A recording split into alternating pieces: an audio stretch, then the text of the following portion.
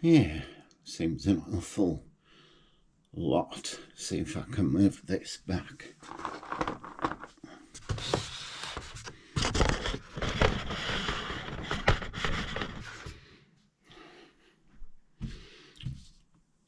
Right. Good morning, afternoon, evening, middle of the night, wherever it is you're watching this in the world. I guess we hope people are watching. This morning, I'm going to talk about prostate cancer. That word cancer, it's not good, is it? We need to find a friendlier term. I guess nothing wrong with the word as such, you know, it's just come to mean, well, very negative, isn't it? I don't think I can change the word on this vlog, as it were. Anyway, prostate cancer. Well, first of all, I'm Mike. I've hijacked my wife's channel, Cheryl Life at 50, her channel. And I'm tending to do these Mike on Monday videos to put on her channel. Only because I don't have a channel of my own. And she said, well, you can if you want to, so I am doing. But she did want me to do this video. I made some earlier ones about prostate cancer. I'm going to call it my prostate cancer because I was diagnosed with it back in 2023. It's now September 25. But I thought it would be worth talking about this journey, as people call it, what happened to me over that period of time, right from the very first symptoms, if I can. And up to today, I had my prostate operation back in October 24. So almost a year ago, isn't it? I'm still living with it. What I really wanted to do was to give you some of a timeline, put some honesty into this, as it were, because I feel, and I might be wrong, it might just be me, I feel that there's a lot that isn't often said, both by, you know, people like myself, patients, and also maybe the medical profession. So I should start by saying that, give you a bit of background, I guess. I'm now 66 years old. Birthday is next year in April, I'll be 67. I live in United Kingdom, in the East Riding of Yorkshire, which is Britain's largest county. Yorkshire's British largest county. All the treatment I received was through the National Health Service. I'm mentioning this just in case you're watching from outside the UK, just so you're aware of that. Now, also, I've got to be careful of the words that I use because YouTube don't like certain words.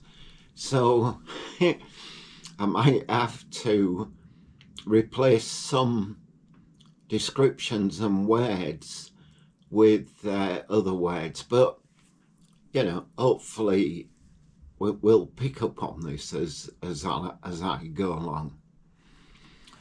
Okay, oh, and, you know, probably the most challenging video I've made with Cheryl, we've been renovating a house and all the videos are on for that. And Cheryl's my wife, by the way, of 20 odd years.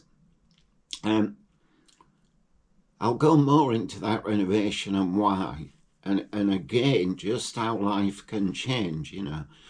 In my case, almost overnight, almost. So I'll give you a little bit of background, just so you can see if this is relevant for you. I guess it kind of is, whether, you know, you're a man or a woman, because if you're a man, you're likely, unless you've had it removed, to have a prostate. And if you're a woman, you could be in a relationship, wife, girlfriend or other, with you know, a man, your husband, boyfriend, partner. And if you're a man-man relationship, then of course it could affect you, you know, both of you. I'm also gonna tell it as it is. I think you should know that.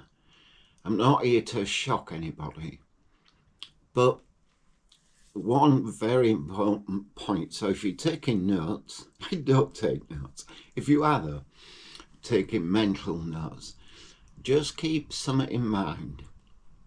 This is my story, okay? It might not be yours. So if you have been diagnosed or you suspect that you've got some of the symptoms of prostate cancer, but what I'm going to tell you happened to me. I might generalize a little bit to get round a few things, but so, you know, don't take it as, oh my goodness, that's what's going to happen to you as an individual. I'm just saying it is, or it was, or yeah, still is for me. Yeah. So really, up until this diagnosis, I was in reasonable health. Now, what on earth do I mean by that? You might see that I have a tremor, I shake.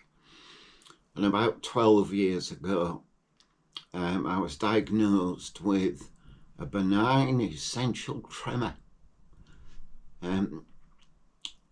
which is a misfiring in my brain and others who suffer from it. So that, you know, things like your arms might shake, maybe your legs, certainly in my case, my head. And my voice can shake. You hear that a lot in older people, but mine is due, I'm told, because of my tremor. You might not hear it much today, because I'm quite relaxed.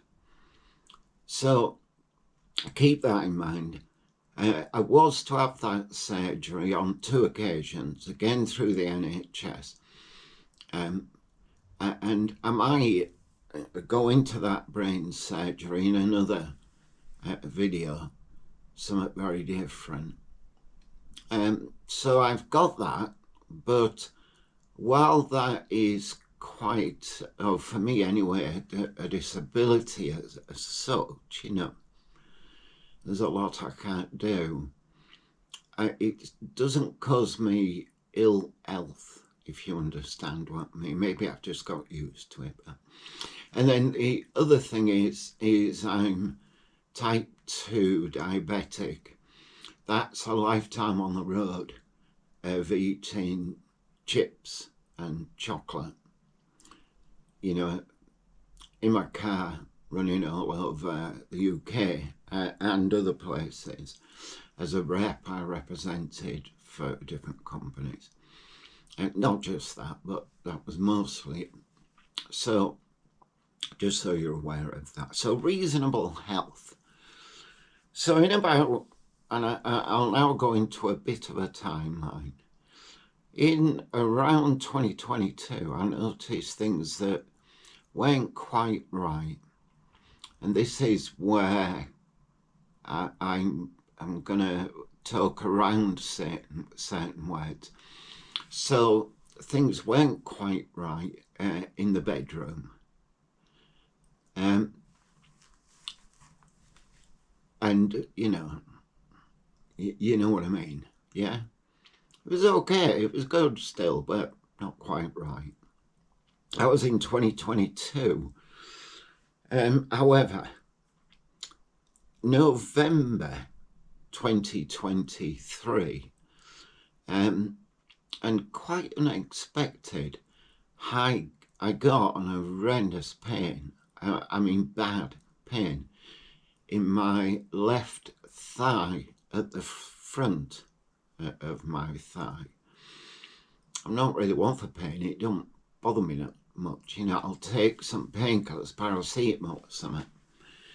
Anyway, over a 4-hour period, and at that point I must have taken 6 paracetamol, this pain won't going anywhere. So I thought, well, and I could hardly walk, I thought I'll have a hot bath, see if that'll soothe my leg. This was, by the time I got in the bath, it was around 11 o'clock in the evening.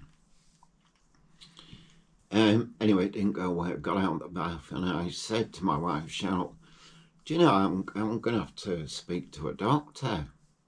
So, which again is rare, just so you know.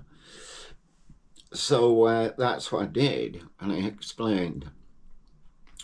And I was referred to a local hospital that had an emergency doctor where you could, drop in.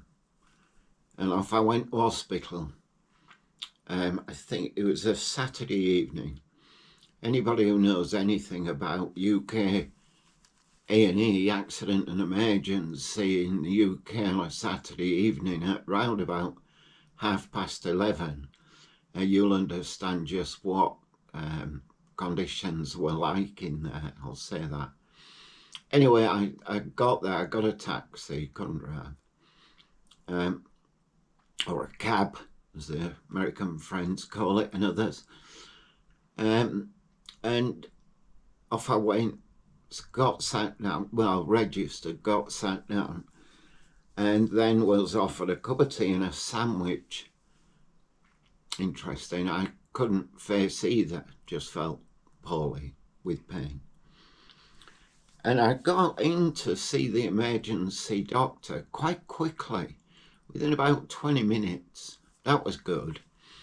So as everybody was lining up for the different accidents that they were having to deal with, and there was about 60 sat in this room in various states, as it were, I was wandered straight through.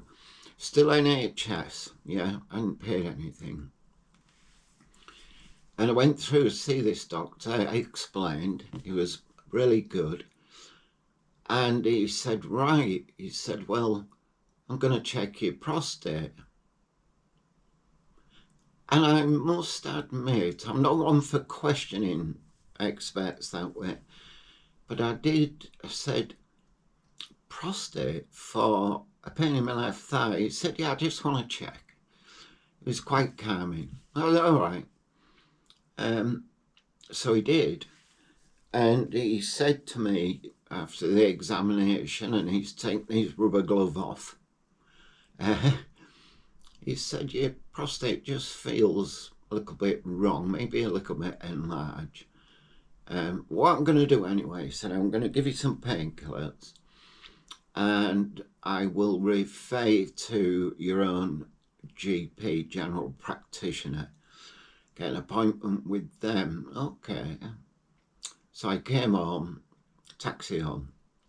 By this time it's around 3 o'clock in the morning, and I dealt with the pain, laid in bed, dealt with the pain, and my wife went straight out as soon as she could with the prescription for these painkillers in that morning. Come back, I took them, and within 10 minutes was violently sick, vomited. The doctor did say to me, look, this could be one of the side effects when you first take these, so I was expecting it. now I'm really not feeling well, you know. But eventually the pain subsided and I felt better. But I went to see a doctor, and it was that day. And again, if you're in the UK, if you can get a doctor's appointment, you know, within a day, within the same day, you've done well, as it were, or not, you know. So I went in to see him, and he said, well, I've not seen you for a while. And I said, no, I've been ill. There's a little bit of humour dropped in. But anyway, so we had the discussion, and he said, I'm going to refer you to the local hospital, to a urology department and the specialist. So he did that, but while we were talking, he took my bloods, and he was looking for a PSA management measure. PSA, yeah. Now, everybody's PSA will be different. What I mean by that is that I'm not going to go into the detail of my PSA result. That's a marker that can tell the consultant whether or not we should be concerned about prostate cancer. So I'm not going to talk about specifics that way, because everybody's PSA result would be different, you know, normally different. But what he also did was he sent me to the X-ray department, the local hospital, to have my hip X-rayed to see if there was any wear. So I went along. That was on the 25th of November. And I went along, got the X-ray of both hips. My left hip, where I had the pain, the hip was badly worn to the hip joint, as it were. So I was given some painkillers for that, cocodamine, I think, and well, I still take them, so I should know. However, and then given contact details for a physiotherapist. I just wanted to mention again, and I'll probably keep doing this, I've got a sheet of paper in front of me with the timeline, but as I'm talking to you, I'm sort of recalling things. So you'll probably find that I flit about a little bit. Yeah. You know, the other reason why I'm doing this, so it might be important, is that I watched a couple of videos of the prostate cancer, and what it seemed to be was, you know, a lad of chap stood there, or sat there, with a white screen behind them and an NHS sign saying, you know, something like, you know, are you worried about your prostate and prostate cancer? Go see your doctor as soon as you can. Many of us have it, suffer from it, or are very concerned, you know.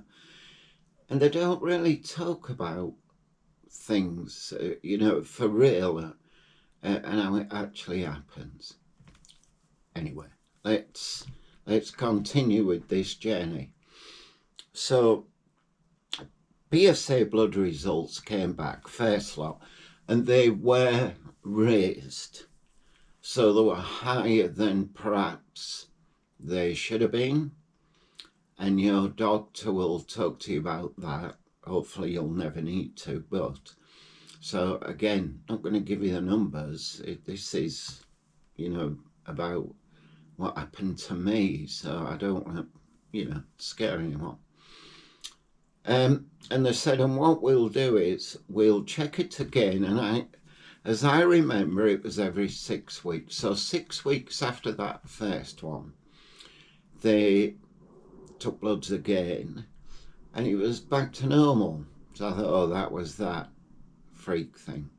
But they took it again at that point, and then 6 weeks later, it was higher again. Okay. And it was a little bit higher than the very first one.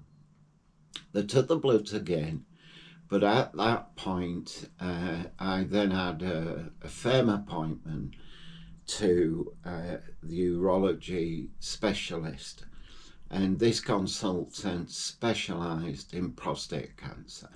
So, and what happened at that particular meeting, again, local NHS hospital, they took my blood and he talked through what he thought was going on.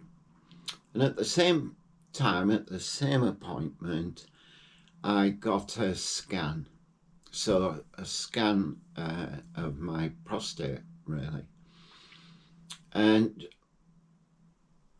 when obviously they'd got the results, I was then contacted and asked to go back in for the results.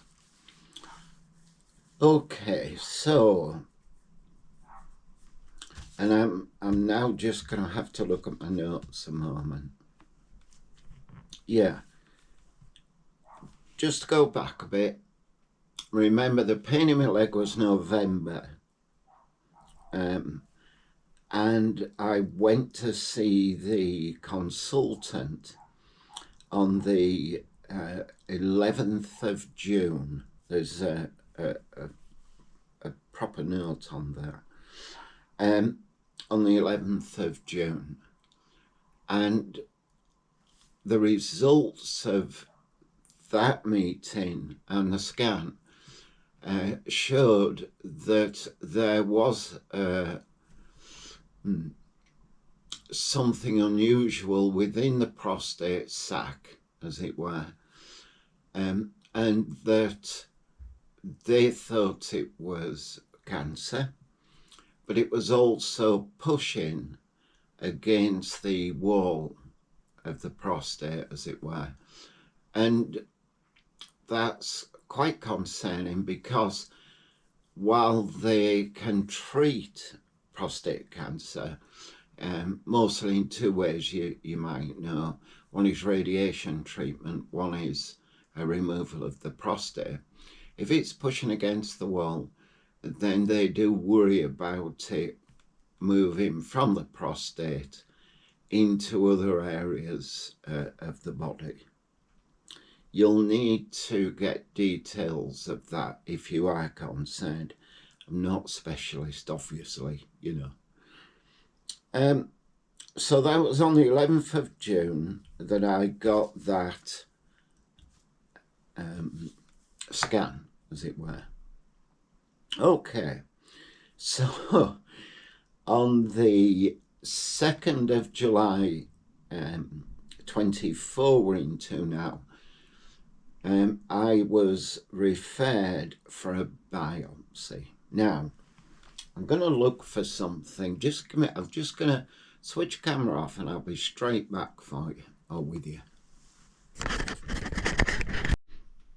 Right, I know I'm sat in my wife's what she calls the dressing room. It has got clothes in here, but she does all her sewing. She sews and hobbies and all sorts, as they do, you know. Yeah, so I was referred for a biopsy.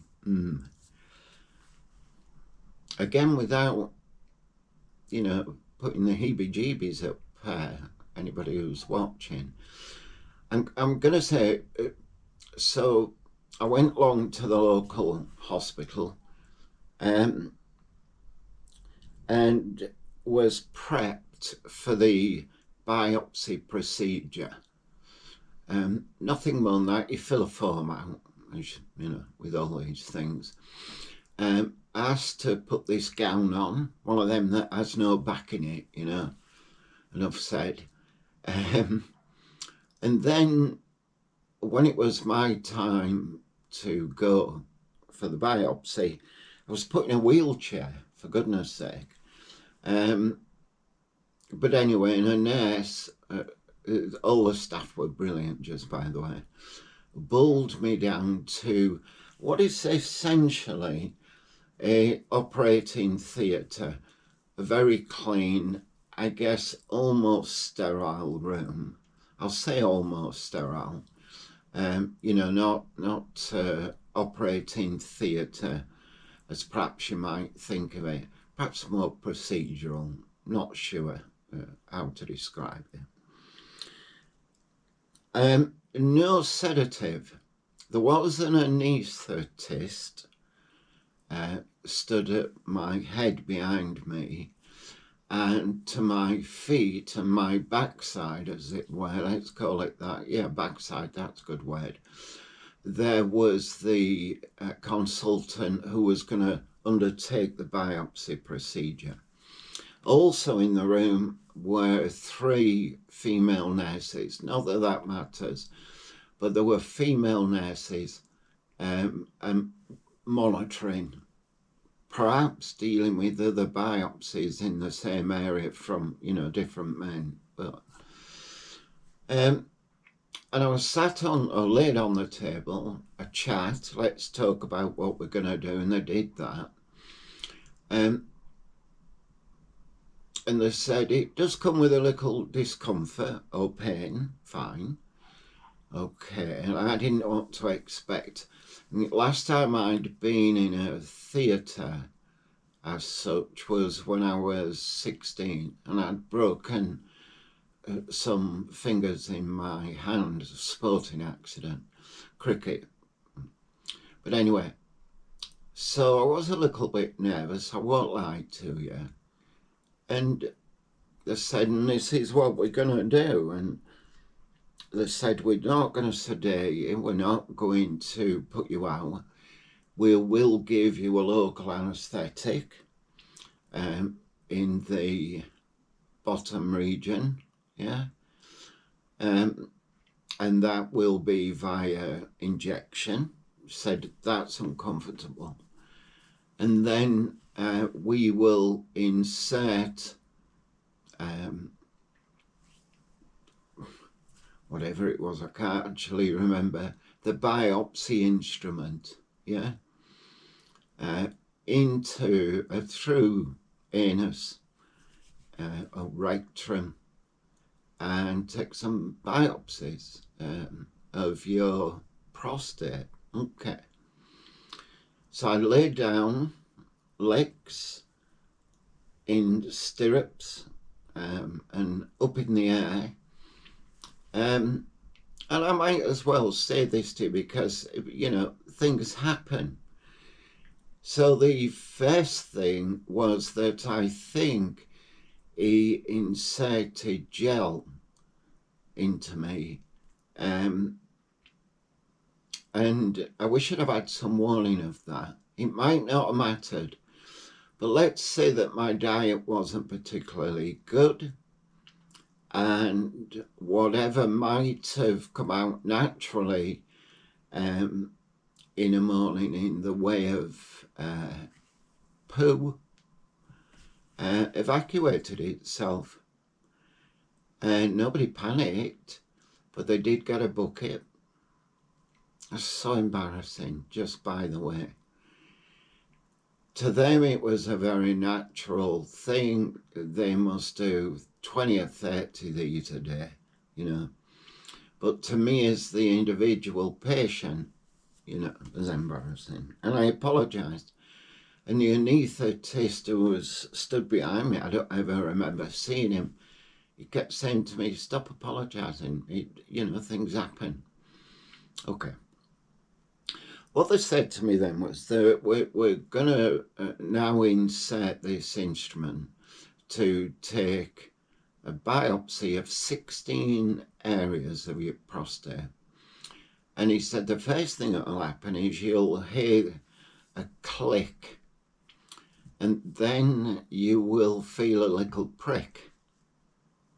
I still can't say that without laughing. And he said, Nick, it feels like a sharp sting. Okay, so I don't know if you can see this. This, of course, is my wife's hairbrush. Yeah, you used to be able to get these years ago because I used to have hair, a very long time ago. And they used to be metal, didn't they? You know, these were metal. I'm showing you that for good reason, yeah? Of course, the instrument that they did insert into me was nowhere near that big, you know. My goodness, it felt like it though. And the first click meant that, you know, they were going to take a biopsy of a certain area of the prostate. And I jumped a bit because it stung. After that, I kind of got used to it. Once or twice, for some reasons, I didn't hear the click of the machine to give me the warning. So it came as a bit of a shock, I'll put it that way.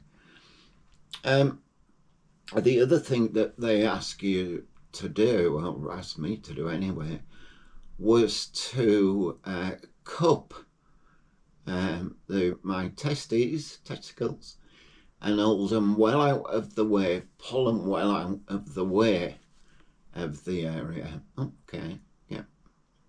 It's not something you wear every day, is it? Nevertheless, the procedure was over, and the anaesthetist said to me, the reason we don't, put you under, as it were, put you out, it is because we're more aware then of how you are, how you're doing with the procedure. And also, before I laid on the table, they said anything we should know about, you know.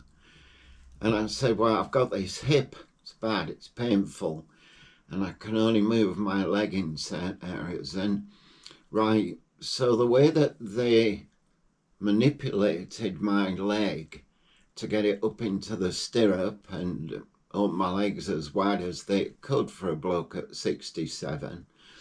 Not that I'm used to opening my legs wide at all, you know, a long time ago since I did sports. But anyway, but that's why they didn't put me under, because they wanted to check on my health for real, not just monitor blood pressure, heart and all that sort of thing. So the procedure finished, and I was pleased it did, you know. I was then put back in a wheelchair, and the same nurse who delivered me to the procedure room took me back, and I was chatting to her. And, you know, I was trying to make light of it, really. Anyway, I got back to the room. I was dismissed within 1 hour, or discharged, I should say, not dismissed, discharged. Got a taxi, came home, and sulked for about an hour, you know.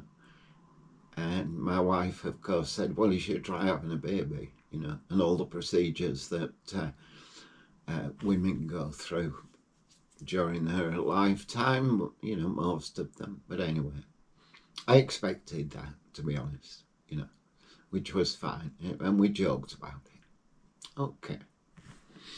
Yeah, I had to pop, go get me lunch, dinner. It's 12 o'clock, noon meal. It is your dinner, innit? We've always called it dinner. Well, my mum was a dinner lady at school, so, and that was 12 o'clock. Yeah, dinner. Okay. That's got nothing to do with what we're talking about. So, I've had the biopsy, and the wife has taken the mickey a little bit out of me, as they say. Made a few jokes about it, fair enough, yeah. And now it's August 24, so I go back for my results of that.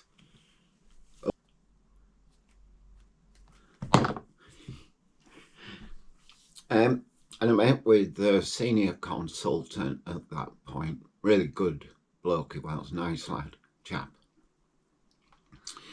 And he explained to me, he took the time, you know, if you go see your doctor in normally your GP, you've got about 2 minutes, haven't you?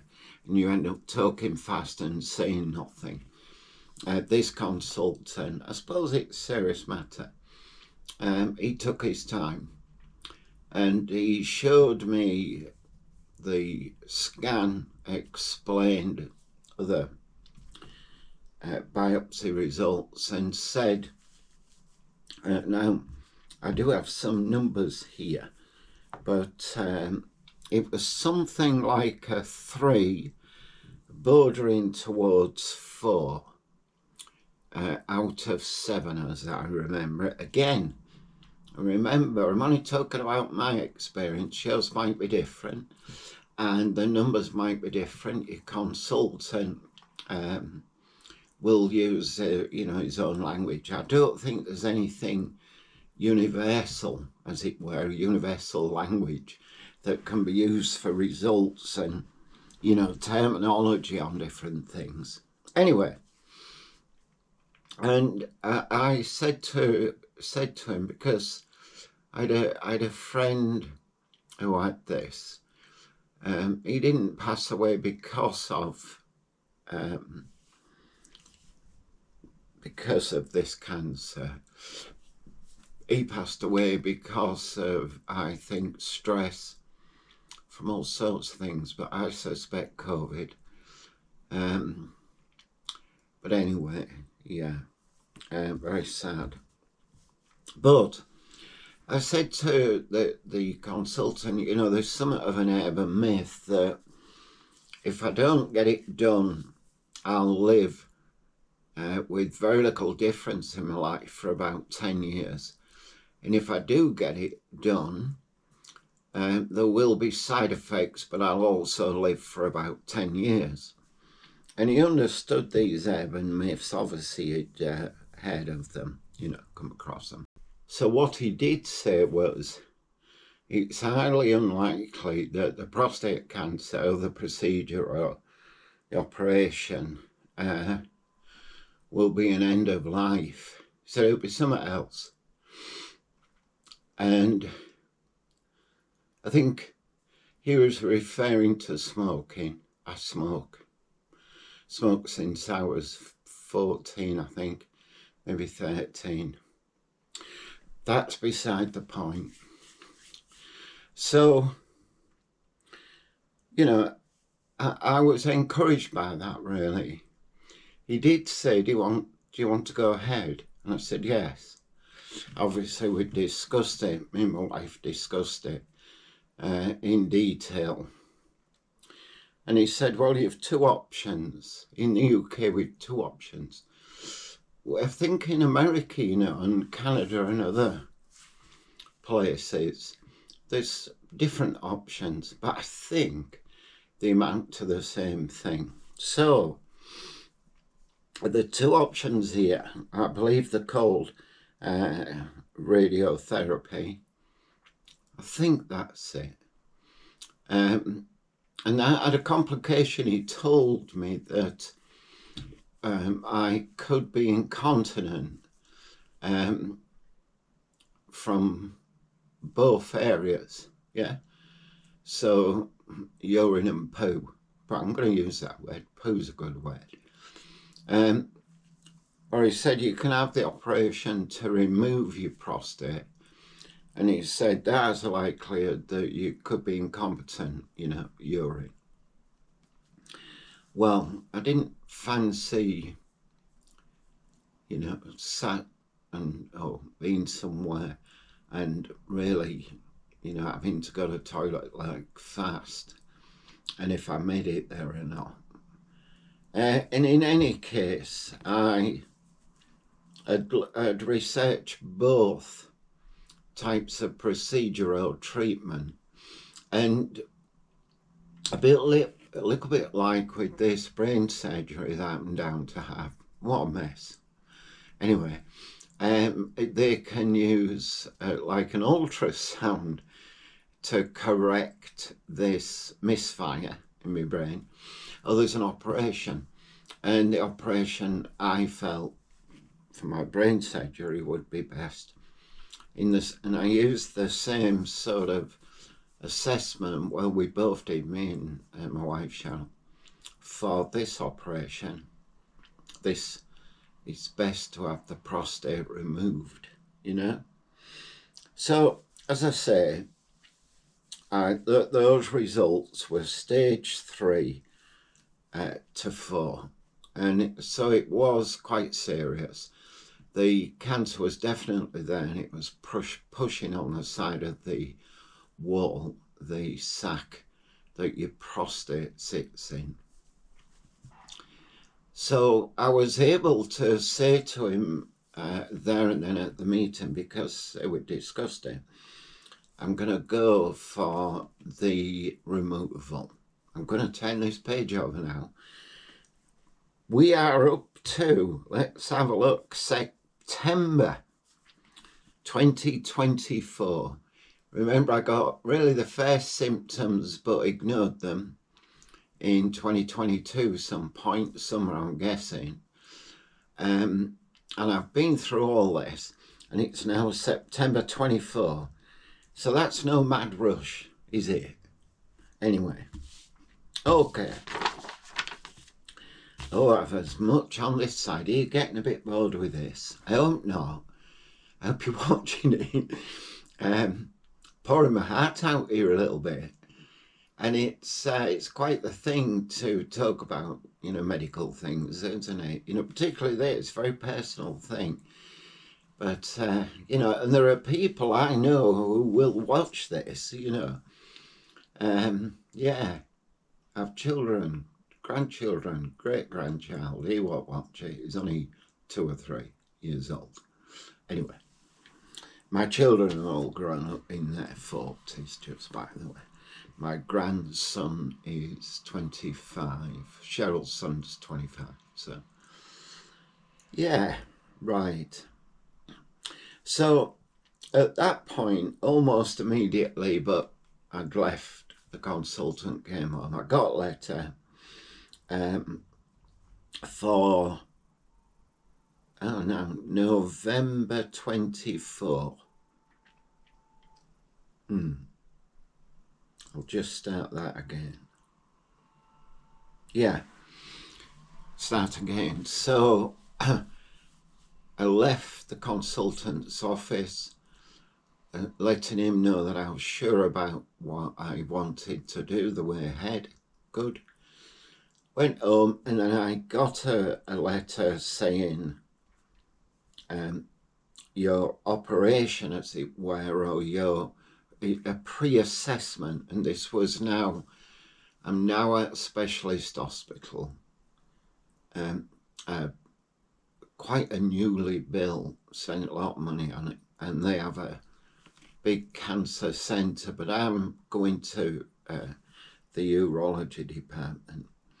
But I went for a pre-assessment with the surgeon, and he explained the procedure. He also explained that in 11 years of doing the procedure that he had chosen, they had never had a problem. There can be complications, and again, you as the viewer, if you're concerned, research those, talk to your doctor, talk to your consultant. One thing I would say is talk to the people who know, medical experts, you know. Jim or Frank down the pub, maybe not, you know. Talk to the experts, that's my advice. So I went for the pre-assessment, and he told me about everything, and that it was done by a robot. Yeah. That's very new to me, but he explained all of that, you know. I mean, what am I going to do? Who am I to say, oh no, I want you with a scalpel, and But anyway, it's done by a robot, my procedure was, and through a keyhole procedure. That's very common now, isn't it? Even I understood that. And I waited then for the day when I was admitted to this specialist hospital. And that day came on the 21st of November 24. A little over a year really since I'd gone in with a pain in my thigh. At that appointment, there was a pre-assessment again that was quite involved. Weight, my weight, my general health, and a discussion about my health generally. They obviously thought that I was fit enough to go ahead, because at that point I also received the injection, a blood thinning injection, and that was on the 21st. And then the procedure was booked for the 26th of November. So I thought I would go into that in some detail, if that's okay. Again, not to scare anybody, and remember, everybody's different. This is my story. So I will go into that in some detail best I can, but keeping it as light as I can. I hope that's what I'm doing. Yeah? Okay.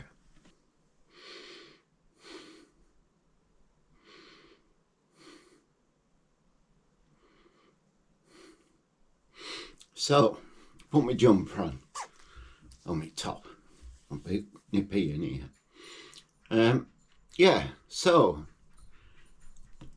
day of the surgery, and the procedure is called a robotic assisted radical prostatectomy. Yeah, okay. So I had to be at the hospital at around 6:30 in the morning. My daughter dropped me off. And I walked in with my overnight bag, stuff in it. And when I got to the actual sort of waiting area, it's almost like a holding area. There was, it looked like an airport lounge. Not that many, there was maybe 60 people. And that was, men with partners, husbands, men with their partners, wives, etc. And there wasn't a chair available. So what I did was I found a little area, a volunteers area, and the door was open, so I sat in there. I thought, well, I've volunteered, for the operation, so I'm going to sit in here. Just by the way, it's worth making a point. If you do happen to research this, you'll hear all sorts about what can cause this, prostate cancer. I made a point of speaking to the consultant and asking, and there's nothing causes it, it's just part of the male human nature. It happens to some men, not all. I was quite shocked at some of these statistics that I read. 1 in 4, 1 in 6, which is a very high count, isn't it? You'll maybe read about those, but there's nothing causes it. And also, I researched properly anything that could be done to prevent it. And again, there isn't. You'll see, do this and prevent prostate cancer, etc.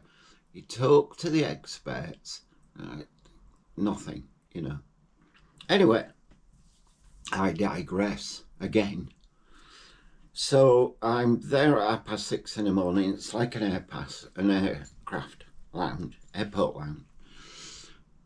And eventually we're called through, and I won't go into all of this, but you're processed. How are the way they're going to do it? And I sat with the surgeon and his assistant and a practitioner, meaning that they were training to become a surgeon, a lady. Anyway, they asked me a lot of questions, and they asked my date of birth, etc. I mentioned that because over a 3-day period, more or less, I was asked my date of birth, I'm not exaggerating, 25 times. It was a way of checking. Anyway, so after I'd gone through that, I then went into an area that was specifically reserved for prostate cancer procedures. And I was given a pair of white stockings. Who knew? What else? And some water to drink. And asked, as I remember it, not to empty my bladder at that point.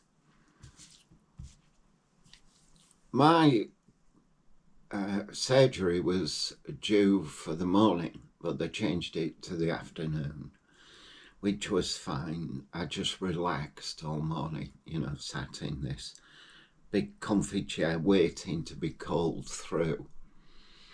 And then everything happens quite quickly, and it is like being at the airport, isn't it?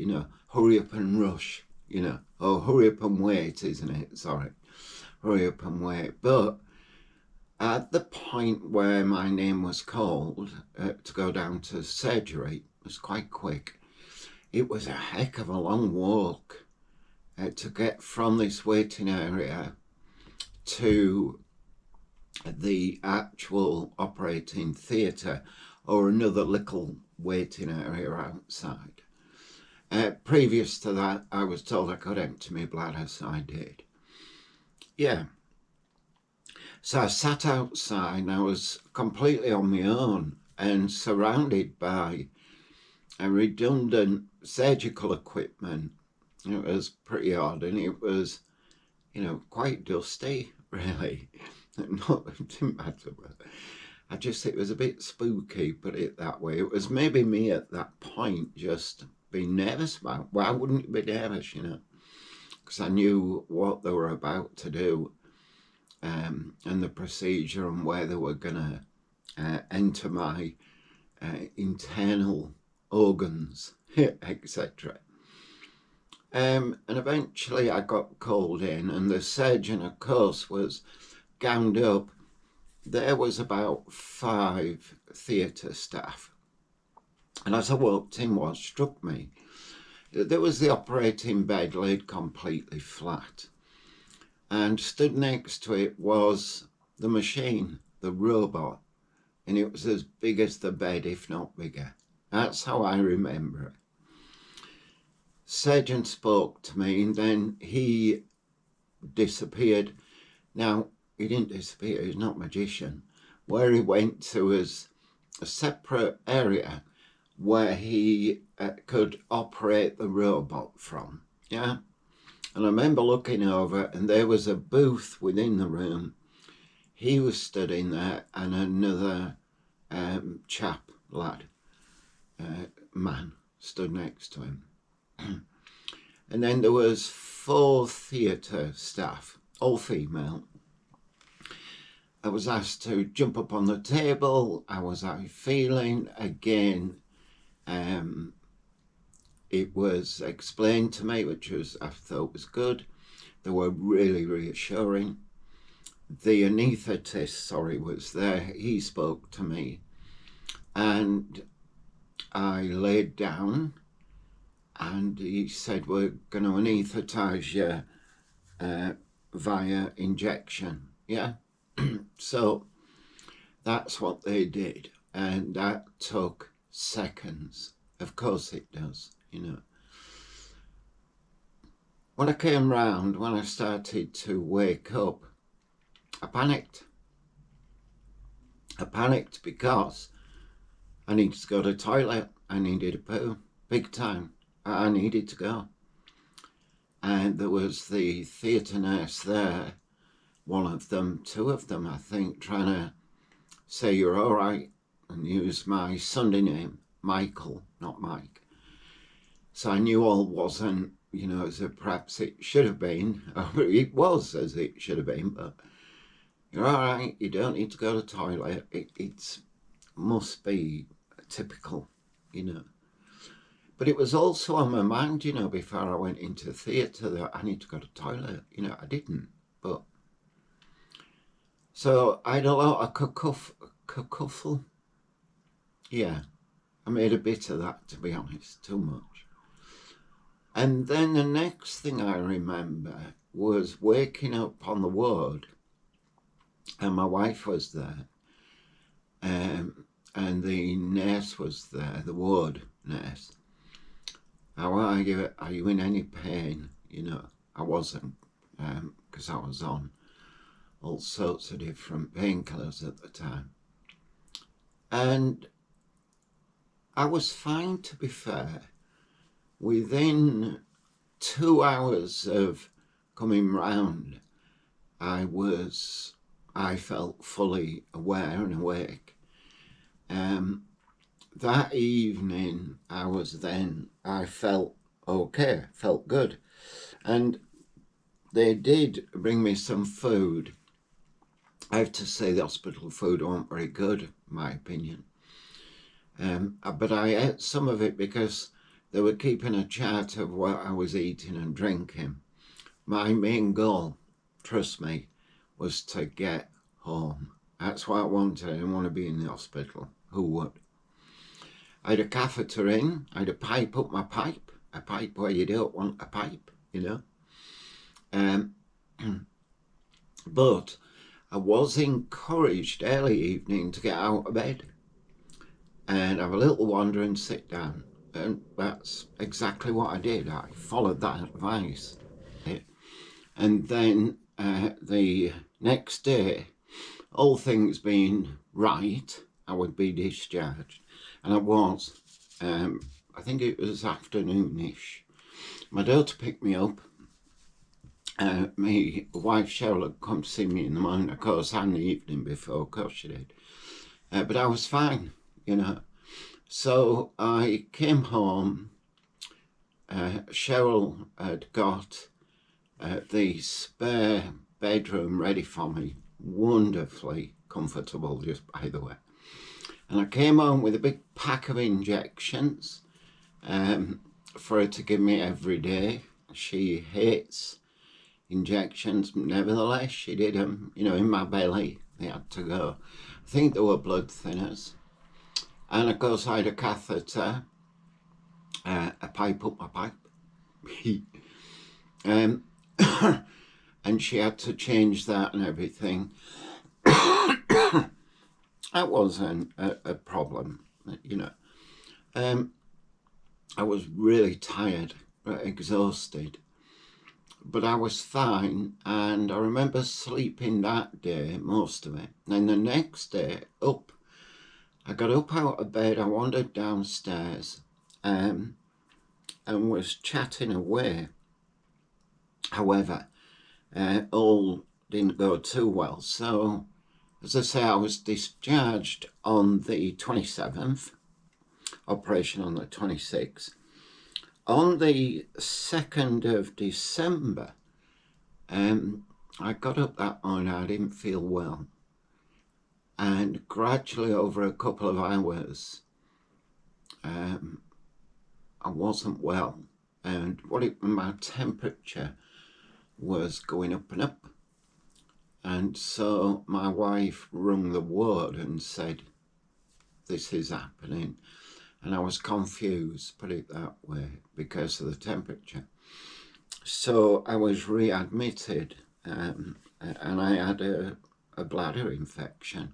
not much said. The surgeon thankfully did come to see me, and we had a chat, and he said, bad luck, and that's right. It's, it happens. And that was fine. To be honest, that particular second visit to the hospital I did not enjoy because I wanted to be home. And I can be a little bit stubborn at times. Nevertheless, I ate what I could of the food. I say the food wasn't very good. I won't go off subject, but one day I ordered a sausage casserole, and it came with mashed potatoes. But they also had on the menu fish pie, which came with or in mashed potatoes, it were. And they got the two mixed up for me, so I had a sausage casserole with fish pie as a side. It didn't smell good, didn't taste good. But my wife on that day brought me my lunch in and my tea, so I was fine, no hardship, as it were. When I did go in, they took me on a ward, give me a bed, of course, and put a cooling fan on me, and I was on antibiotics drip, and I was on that for a little over 12 hours, yeah. The next morning, my temperature sort of settled. Nevertheless, they kept me in all that day as well. And then the following day, in agreement with them, I discharged myself. That was on the 4th of December. I was discharged with antibiotics. I felt fine. And when I felt fine, I thought somebody else can have this bed. The ward wasn't the best ward to be on. There was some lads in there who were in horrendous pain. I've never heard screams from people like that. They were in proper pain. Yeah, not bad toothache. This was serious stuff. It wasn't prostate cancer that they were going through. It was a mixed ward, men, but mixed in the sense that they had various things wrong with them, medical issues. Yeah, so on the 4th of December, I was discharged, which was excellent. I had to go back on the 6th of December, just to give them an update, I suppose, and for them to check me over. And then about 2 weeks later, I'd had this catheter in now for more than a little over 2 weeks. I had my appointment to go back in to have my catheter removed. Yeah. I wasn't, what's the word? I wasn't exactly clear of, I'm trying to remember the word, of incontinence, urine. And it was difficult, it really was, because I'm a lad who's never had out like that, As I say, I was in reasonable health, Anyway, so I went in, and again, waiting room, into another room. I was on my own this time. And the nurse said, so we're going to remove this today. And she said most people experience something that they've described as an electric shock. So I said, okay, that's fine. And she said, and how are you feeling? I said, I'm fine. She said, good, I've taken it out. So while she was talking and telling me what I might feel, she'd taken the catheter out. The only issue was that when the catheter came out, there was nowhere for the urine to go, and I wasn't expecting it. But I urinated everywhere. Did I panic? And how embarrassing was that?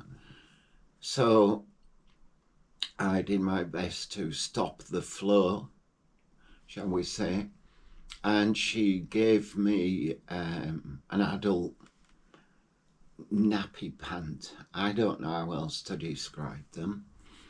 And that was it. I could go on, you know.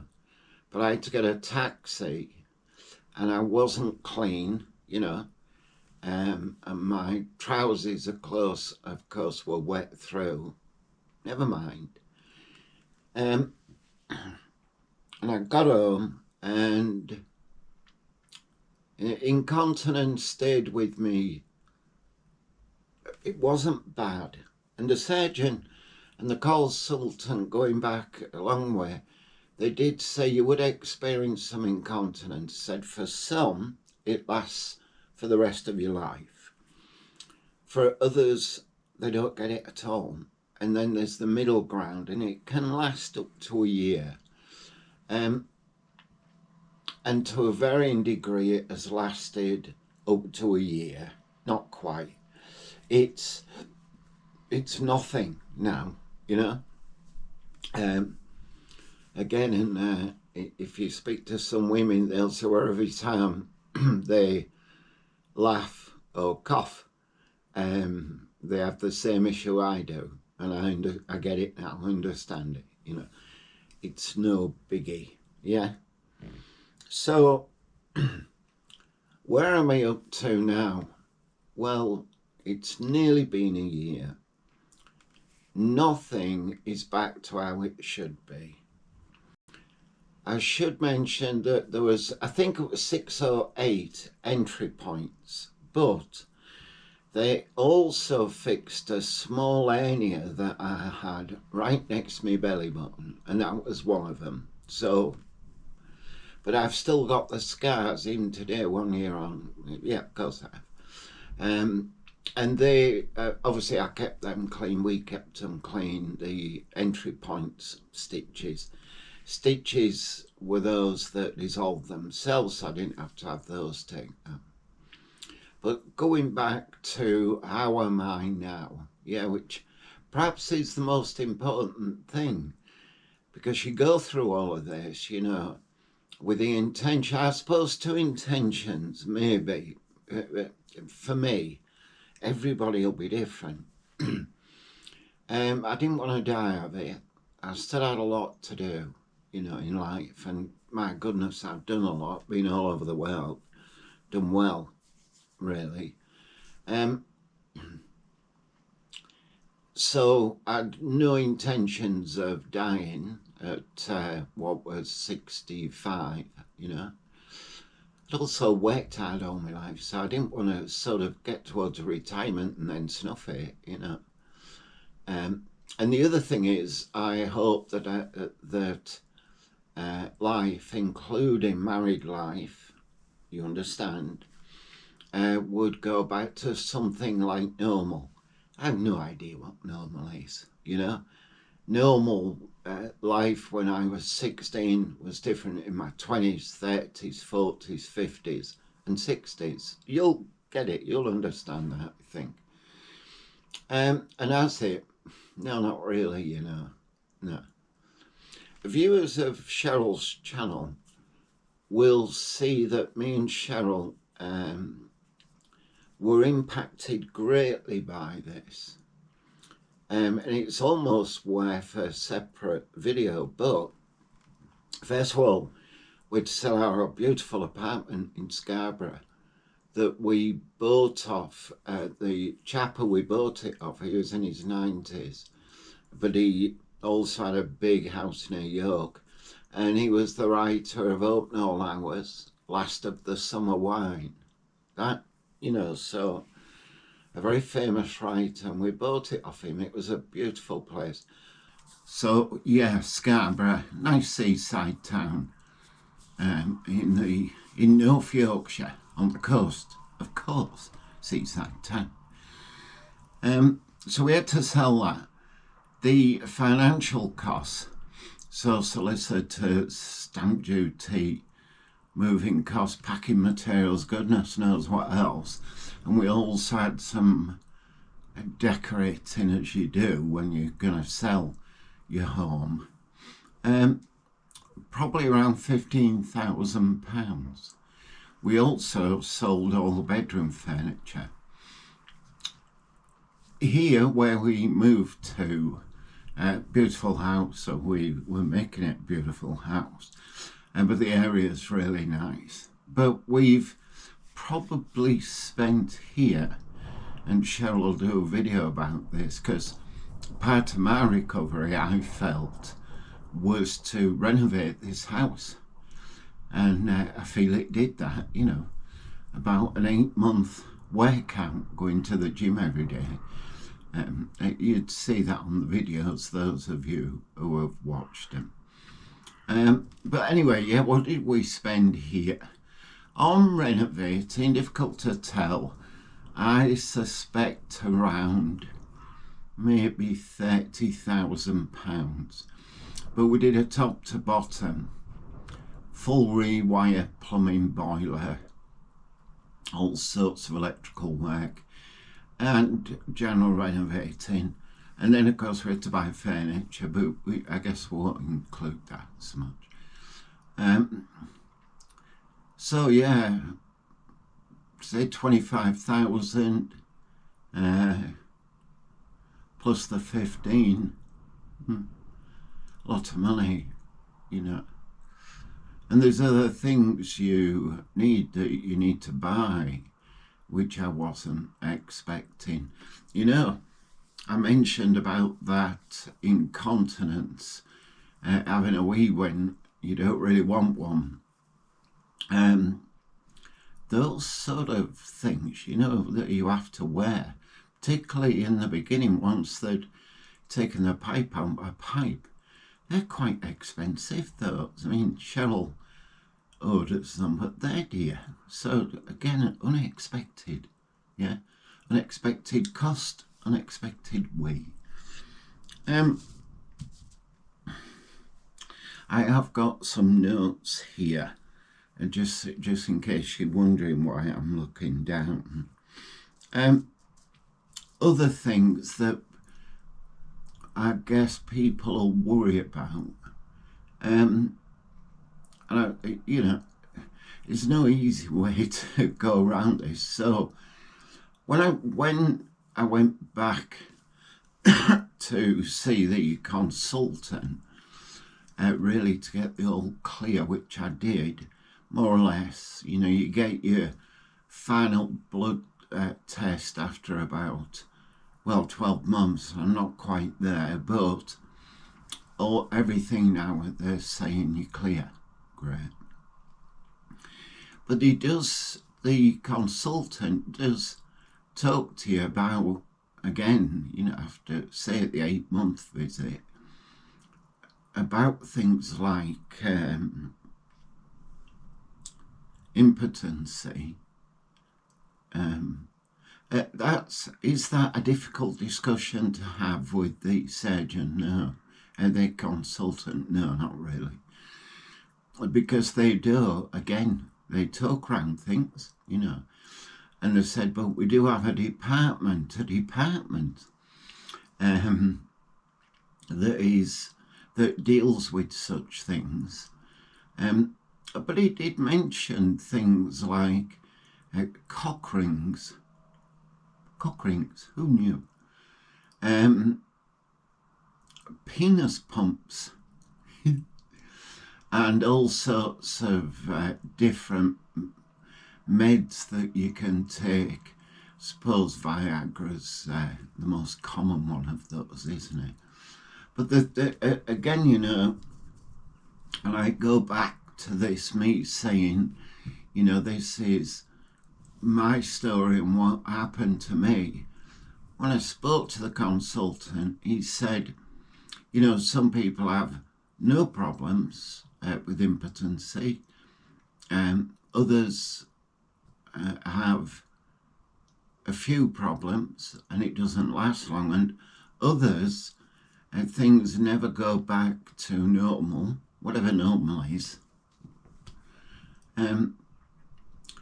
So yeah, I mean, you're going to have to see if, hopefully you never have to go through this, but everybody's different out there. All blokes are different that way. I have to say, mine hasn't been too bad, remembering that I am 66, you know. Cheryl's 52. I wish I was 52. Anyway, I'm not. 66. I've been told off for adding a year to my age, but anyway. I guess the last thing to mention on this is that I know you'll understand that a big impact can be on people's mental health, you know, because I will say that, yeah, it's surgery, they're removing something, and that shouldn't, I don't know, does it? Should that affect your mental health? I think it does. I think for me the impact started in Scarborough because I knew what pressure it was putting Cheryl under, having to sell a property that, you know, I loved it, but Cheryl loved it there. She had friends, dog walking friends, etc. A real community she got involved with. I didn't. I'm not much for leaving the house anyway, you know. But it affected me because I was worried that she was worried and anxious. And then you get very anxious about the surgery. Well, we're human, aren't we? We're going to do, aren't we? You know, I don't like going to the dentist, let alone having a robot take my prostate out. And then, of course, after the surgery, there is a period of time where you can't do a great deal because, you know, your inner workings, as it were, have been moved about, and you've got scars, holes where the knives went in. And what surprised me, and I mean, I can show you my belly and all the scars 8 months later. I'm not going to do that. But they're quite big, you know. The longest of the scars is, well, it's 3 inch. So what's that? 25, is that about 30 mil in modern language? Anyway, that's the longest of them. I think that was where they sorted out that small hernia. The rest of them, either 6 or 8, they are small, but they're there. So that period of time where you can't do a great deal, or at least you're not supposed to, lifting heavy stuff, stretching too much, that can cause a bit of anxiety. And then you've all the time after living with it, you know.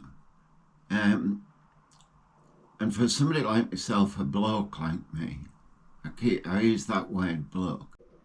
So bloke like me can be, well, I suppose if I'd have let it, I could have wallowed in, you know, depression's the wrong word really for me. You know, I said earlier I sulked for a while, you know, because, you know, I had a particular procedure, the biopsy thing. Maybe that's more what I mean here. Sulking's the wrong word as well. But yeah, you can get down about things. If you add everything up, you know, then I can understand how, however it's impacted on people, they could become depressed, you know, go into that dark place. So you've to watch for that. I'd say no more than that, because again, gosh, that's an individual thing, isn't it? Your mental health, gosh. So yeah, well, that's it. There's the story. That took a while, didn't it? I think this particular vlog, the story of prostate cancer, is probably taken me an hour to talk through, and I've put a few stock slides up, and you'll see, just to add a bit of interest. About an hour. I've tried to add a little bit of humour and keep it light. It is a serious thing, surgery, isn't it? And it is serious, and cancer, of course. Although, what do they say now? Something like 95% of cancers are curable. Great. Amen for that. Anyway, it's been a long video, long enough. If one of you shares this or knows somebody who's worried about it, and so this did a little bit of good, great. That would be really good. So, yeah, if you can, like and subscribe. Future Mike on Mondays, I've sort of got a list of what I might talk about. There won't be an hour. I'm going to try and stick to no more than a half an hour on each of them. But for now, go careful. Enjoy life. That's what it's there for. Behave yourselves. I was always told that as a child, or as you as a kid. Behave yourself. Be careful wherever you go. Anyway, you take care, and if I don't see you before, I'll see you on Monday. Bye for now.